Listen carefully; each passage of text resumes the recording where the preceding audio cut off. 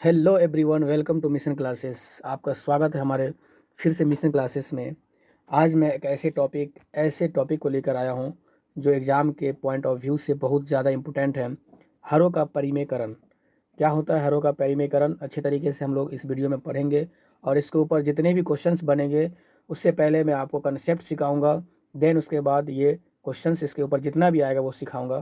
तो ये short video होने वाला है और एक ही टॉपिक को आज मैं कवर करने वाला हूँ, क्योंकि इससे बहुत सारे बच्चे का कमेंट आया है कि बहुत सारा टाइम लग जाता है सर, वीडियो लंबा बन जाता है। तो मैं हर एक टॉपिक का शॉर्ट शॉर्ट 10 मिनट के अंदर में एक टॉपिक को ख़त्म कर दूंगा और उसके बिहाफ पर जितने भी क्वेश्चंस इंपॉर्टेंट होंगे उसको बनाएंगे और HW आपके लिए छोड़ के जाएंगे इस वीडियो में। तो मैं उम्मीद करता हूँ कि आप लोग पेन और पेपर के साथ बैठ चुके होंगे और इस कंसेप्ट को अच्छे तरीके से समझेंगे और उसके ऊपर जितने भी क्वेश्चन सवाल आएंगे सारे को आप क्लास में भी करेंगे और अपने HW को अपने टाइम के अकॉर्डिंग उसको सॉल्व करेंगे। तो उम्मीद करता हूँ कि आप लोग हमारे चैनल को अपने दोस्तों के साथ शेयर कर दिए होंगे और हमारे मेहनतों को और ज़्यादा आसान आप लोग बनाने वाले हैं, क्योंकि आपको पता है कि एक यूट्यूबर, एक टीचर किस तरह से वीडियो रिकॉर्ड करता है। सारे लोग सो जाते हैं और एक अच्छे वातावरण का इंतज़ार करते हैं, तब जा कर के एक वीडियो अच्छी आप लोग के लिए सामने में आता है और आपके लिए फ़ायदा पहुंचा कर जाता है। तो मैं उम्मीद करूंगा कि मेरा मेहनत कभी भी ज़ाया नहीं होगा, मेरा मेहनत बेकार नहीं होगा और आप लोग शेयर ज़रूर कीजिएगा और अपने दोस्तों में और अच्छा से अच्छा कमेंट कीजिएगा और सवालों को सॉल्व करके HW को ज़रूर से ज़रूर कमेंट में बताइएगा। चलते हैं, देर नहीं करेंगे और आज हम लोग जो पढ़ने वाले हैं, क्या पढ़ने वाले हैं, जो टॉपिक दिख रहा है आपको स्क्रीन पर, हरों का परिमेयकरण सीखेंगे और इसके बिहाफ पर क्वेश्चन बनाएंगे। चलिए लेट्स स्टार्ट। क्या है परिमेयकरण, क्या है, उसके बाद जो है उसके कंसेप्ट को सीखेंगे। एक पद में, दो पद में, सारे क्वेश्चन कंसेप्ट के साथ में करेंगे। ठीक है, देखिए परिमेयकरण क्या है। जब किसी भिन्न के हर यानी डोमिनेटर में उपस्थित अपरिमेय संख्या को हटाकर उसे परिमेय संख्या यानी कि रेशनल नंबर के रूप में लाते हैं तो इस प्रक्रिया को परिमेयकरण कहते हैं। क्या कहते हैं? इस प्रक्रिया को परिमेयकरण कहते हैं। और परिमेयकरण से पहले ये इस तरह का आपको दिखने को मिलेगा क्वेश्चन, देन उसके बाद ये उसका ऐसा फाइनल मतलब रिजल्ट आता है। तो मैं आपको बताऊंगा कि ये क्या होता है और नीचे वाले को अपरिमेय बोलते हैं और उसके बाद परिमेय को अपरिमेय बदल कर और किस रूप में ले आते हैं, रेशनल नंबर के रूप में ले आने के बाद ये मेरा परिमेयकरण कंप्लीट हो जाता है। हमें परिमेयकरण क्यों करना चाहिए, किसी भी संख्या का परिमेयकरण क्यों करना चाहिए, ये हमारा यहाँ पे टॉपिक में बताया गया है कि सही उत्तर पाने के लिए हमें हरों का परिमेयकरण नहीं होना चाहिए, रूट का नहीं होना चाहिए। जब कोई हर नीचे रूट में होता है तो उसको रूट में नहीं करना है और कैलकुलेशन को आसान करने के लिए ये परिमेयकरण किया जाता है। और जो भिन्न जो हमारा बट्टा होता है उनका स्टैंडर्ड रूप में लिखने के लिए ये बहुत ज़रूरी है। और बड़े प्रश्नों को, समीकरणों को हल करना ये सबसे आसान तरीका हो जाता है परिमेयकरण करना में। तो हम लोग उदाहरण के रूप में ये सब देख सकते हैं, जो भी रूट नहीं है रहता है उसके लिए परिमेयकरण किया जाता है। तो हम लोग सबसे पहले कंसेप्ट सीखेंगे। कंसेप्ट, एक पद वाले हर का परिमेयकरण किस तरह से किया जाएगा। आप लोग को देख सकते हैं कि स्क्रीन पे क्या दिख रहा है, एक पद वाले हर का परिमेयकरण। देखिए, यदि किसी भिन्न के हर में केवल एक ही अपरिमेय संख्या यानी कि √2 हो तो उसका हम लोग किस तरह से करेंगे परिमेयकरण। तो हम अंश और हर दोनों में उसी संख्या को रूट, अगर a है तो √a से ही गुना करेंगे। दोनों ऊपर और नीचे दोनों संख्या को क्या करेंगे, उस संख्या से गुना करेंगे। तो जैसा कि नियम में बताया गया है 1/√a है, तो इस नियम को हम लोग परिमेयकरण करेंगे तो √a है ना, तो ऊपर नीचे दोनों अंश और हर दोनों को क्या करेंगे, √a से गुना कर देंगे। तो फाइनल आंसर हमारा ये मिल जाएगा √a/a, क्योंकि a का स्क्वायर करेंगे, a को गुना तो करेंगे ना यहाँ पर, तो a को गुना का मतलब हुआ √a का स्क्वायर। जब √a का स्क्वायर करेंगे तो उसका वर्गमूल a ही आता है, उसका फाइनल आंसर हो जाएगा √a/a। जब हम इस पर क्वेश्चन करेंगे तो हमारे लिए आसान हो जाएगा। ध्यान रखना है कि गुना करने के बाद हर में रूट नहीं रहना चाहिए, रूट को हटा देना, रूट हटा देना स्क्वायर करके, ठीक है। और हर में परिमेय संख्या हमेशा क्या होना चाहिए, रेशनल नंबर होना चाहिए। याद रखना है कि हर कैसा होना चाहिए, परिमेय संख्या होना चाहिए, अपरिमेय संख्या नहीं होना चाहिए। चलिए पहला क्वेश्चन, ये पहला नियम के अनुसार हो गया। दूसरा नियम क्या बोल रहा है, दो पद वाले कितने पद होने चाहिए, मतलब कि हर के अंदर में दो पद होना चाहिए। दो पद वाले का हर परिमेयकरण कैसे करेंगे, यदि किसी भिन्न के हर में दो पद हो और उसके सहयुग्मी से गुना करने पर जो हमें परिमेयकरण करना पड़ता है, उसके लिए हमें बोलना है कि जब हम a+b और a-b का अगर ऐसा फार्मूला रहेगा तो a² - b² के फार्मूला में कर देना हर के नीचे में। ये नियम हमको लगाना है a² - b² का। यदि हर a+b के रूप में होगा तो उसको हम क्या कर देंगे, ऊपर ले जाएंगे तो a-b कर देंगे। यदि a-b का रूप का होगा तो उसका ऊपर नीचे गुना करेंगे a+b से। याद रखिएगा हमेशा, अगर कभी भी ऐसा रहे तो इस फार्मूले से ये फाइनल आंसर आपको पता होना चाहिए, ये याद रखना है आपको। चलिए आपको एक क्वेश्चन प्रयास करके दिखा देता हूँ। पहला है एक पद वाले का परिमेयकरण करना है, 1/√2 है, तो 1/√2 को कैसे करना है आपको मैं बता देता हूँ। 1/√2 का कैसे करना है, पहले सबसे पहले पेन देखिए 1/√2 का परिमेयकरण करना, एक पद वाला है 1/√2, √2 का परिमेयकरण करना है, किसका करना है 1/√2 का। ठीक, इसका अगर करने के लिए मुझे बोले तो हम 1/√2 को ऊपर नीचे क्या करेंगे, मल्टीप्लाई कर देंगे। ओके, एक पद वाला ये जब इस तरह से करेंगे तो ऊपर में एक है √2 है, जब एक और √2 को गुना करेंगे तो √2 ही आ जाएगा ना मेरा, और नीचे नीचे को गुना करेंगे, इसको और इसको गुना करेंगे तो √2 का स्क्वायर हो जाएगा। क्या हो जाएगा, √2 का स्क्वायर कर दो। ठीक, √2 का स्क्वायर करोगे, जब √2 का स्क्वायर करोगे तो ऊपर में √2 बचा, नीचे √2 का स्क्वायर कितना √4 होता है, और √4 का वर्गमूल कितना होता है आपको पता होना चाहिए, √2/2 हो जाएगा। ये फाइनल आंसर ये इसका हो जाएगा। ठीक है, इसी तरीके से ये सवाल हमारा बन गया।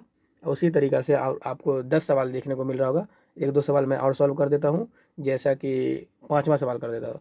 ठीक, इसका कैसे परिमेयकरण करेंगे, तो डायरेक्ट क्या काम करना, रूट ऊपर वाला जो है ना 11 ऊपर से नीचे को गुना कर दीजिए, दोनों को ऊपर नीचे गुना कर दिए।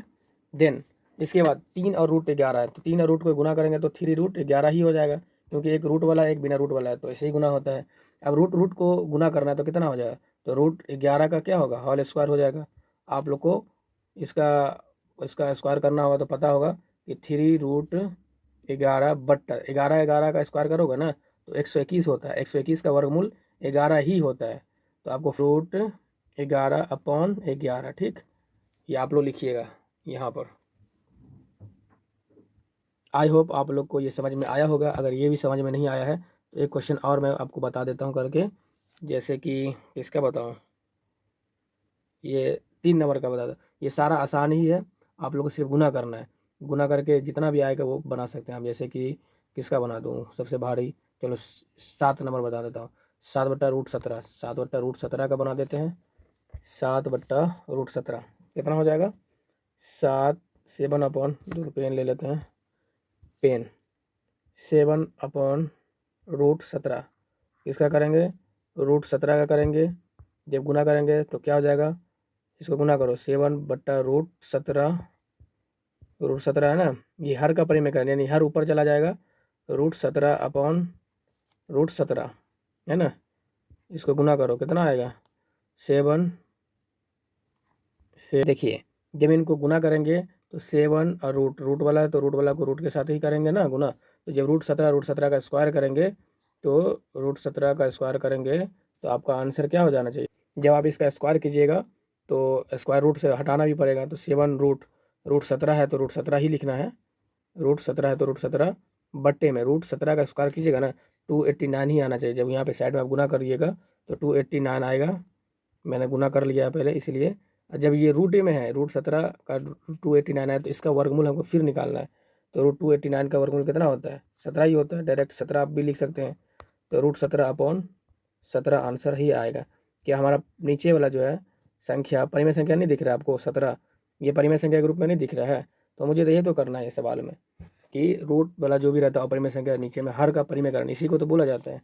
आई होप आप समझ गए होंगे, बना सकते हैं। जितना भी पीछे का जितना भी हम दे रहे हैं आपको, ये एक पद वाले जितना भी परिमेयकरण है सब HW के तौर पे हम आपको बता देते हैं।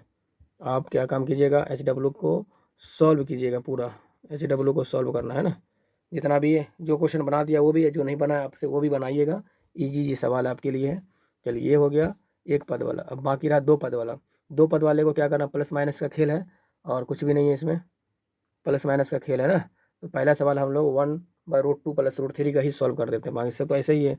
चलिए एक हम सॉल्व कर देते हैं, 2√3 + √3 इसका परिमेयकरण करना है।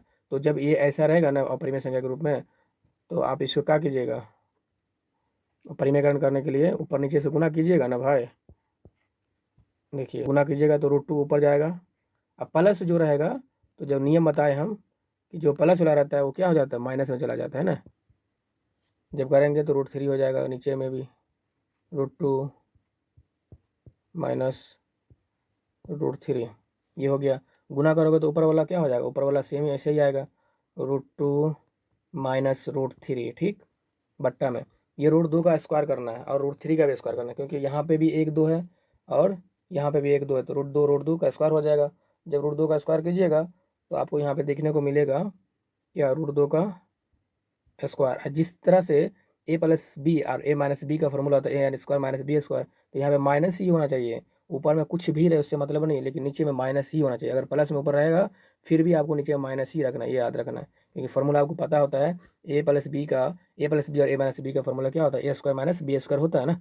तो उसी तरीके से रूट 3 का स्क्वायर कीजिएगा तो नीचे वाला क्या होना चाहिए, माइनस में ही होना चाहिए। दूसरा सवाल आपको हम प्लस वाला करके दिखा देंगे, माइनस वाला। रूट 2 है ना, रूट 2 का रूट 2 ही रखेंगे, माइनस रूट 3 है तो रूट 3। इसी तरीके से 2 का स्क्वायर करोगे तो रूट 4 हो जाता है। 4 का वर्गमूल तुमको पता होता है कितना होता है, 2 होता है। ठीक, 3 3 9, 9 का वर्गमूल आपको पता है 3 ही होता है। इसमें घटाओगे दोनों को तो कितना हो जाएगा घट करके, और ऊपर में आपको आंसर लिखना होगा। तो कैसे लिखोगे, 2 रूट क्या लिखना है, रूट 2 माइनस रूट 3 बट्टे में क्या हो जाएगा, -1। आप इस तरह से आपको कटना माइनस करना होगा तो माइनस कर सकते हैं ना। 1 मिनट, जब आपको बट्टा में -1 रहेगा तो आप ऊपर ले जाएंगे तो डायरेक्ट क्या हो जाएगा, इसको लिखने के लिए रूट 2 माइनस रूट 3, सीधा सिंपल। अब बट्टा को हटाइएगा तो ऐसा ही लिख सकते हैं, आंसर आपको इतना ही देखने को मिलेगा। ठीक, चलिए आई होप आप लोग को समझ में आया होगा। एक क्वेश्चन और समझा देता, 2 पद वाले मतलब इसका परिमेयकरण करके कौन कौन सा करूँ, 1/√3 और √7 का करके देखता हूँ। 5वां नंबर करके देखता हूँ, 5वां सवाल क्या बोला है, 5वां बोला है 1/√3 प्लस √7 का करना है। तो परिमेयकरण करोगे तो सेम ऊपर 3 चला जाएगा, प्लस में है तो उधर माइनस में चला जाएगा, √7 है तो √7 बट्टा नीचे में भी क्या है, √3 माइनस √7। अभी बताया ना, ऐसे करना है। अब इसको गुना कीजिए, ऊपर में क्या बचा, √3, 1 से गुना होगा तो √3 आएगा, √7 आएगा। ठीक, बट्टा में 3 3 का स्क्वायर करो तो √3 आ जाएगा, तो √3 का स्क्वायर कितना होता है, √9 ही डायरेक्ट हम कर देते हैं। आप लोग अपना स्क्वायर करते रहिएगा। √7 का स्क्वायर √49 होता है। ठीक, यहाँ पे स्क्वायर नहीं किए तो आप लोग कर लीजिएगा। √7 है, √7 माइनस √3 माइनस √7 हो जाएगा। ठीक, यहाँ पर उसी तरह बट्टा में आ जाएगा। √9 का वर्गमूल कितना होता है, 3, तो 3 उतार दिए। ठीक, 49 का वर्गमूल कितना होता है, 7, तो 7 उतार दिए। ठीक, यहाँ पे तो कितना होगा, 7, 3 में से -7 गया तो -4 आंसर आ जाएगा, नीचे में बट्टे में 4 आ जाएगा। आप इसी तरीके से क्या कीजिएगा, सारे सवालों को सॉल्व कीजिएगा, आंसर आ जाएगा आपको फाइनल -3 माइनस √7 बट्टे में -4। इस तरह से आपका आंसर आ जाएगा, क्योंकि हमको ये परिमेय संख्या के रूप में लिखना है। परिमेय संख्या तो पूर्णांक संख्या भी होता है, तो पूर्णांक संख्या किसे कहते हैं, धनात्मक, ऋणात्मक और जीरो को। ये हमारा क्या ऋणात्मक संख्या है, तो ऋणात्मक पूर्णांक परिमेय संख्या हो सकता है। आई होप आपको समझ में आ गया होगा। और जितने भी HW है हम आपको इससे पहले वाला पद वाले एक पद वाला दे दिए, अब दूसरा पद आपको इसी तरीके से बनाना है। HW किस तरह से बनाना है, HW के तौर पर मैं आपको दे देता हूँ ये सारा सवाल। आप घर पे सॉल्व कीजिएगा पूरे को, और हमें कमेंट में बताइएगा कि 1 का कितना आएगा, 2 का कितना, 10 तक पूरा सवाल आपको करना है और फिर आपको कमेंट करना है। जब तक के लिए आपको ये समझ में आ गया होगा तो यहाँ पे एंड करता हूँ, और उम्मीद करता हूँ आप लोग को अच्छा लगा होगा। अगर कुछ ऐसा लगा, मेरा तबीयत थोड़ा अभी डाउन लग रहा है, बोलने में थोड़ा नहीं हो रहा है क्योंकि गर्दन में थोड़ा चोट लग गया है इसी वजह से, तो इसके लिए सॉरी। क्लास में थोड़ा डिस्टर्ब भी हुआ, और बहुत सारा प्यार लगा करके सारे सब्जेक्ट को इक्वली टाइम दीजिएगा, इंशाल्लाह कामयाबी आपके कदमों में होगी। ठीक है, बाय बाय, टेक केयर।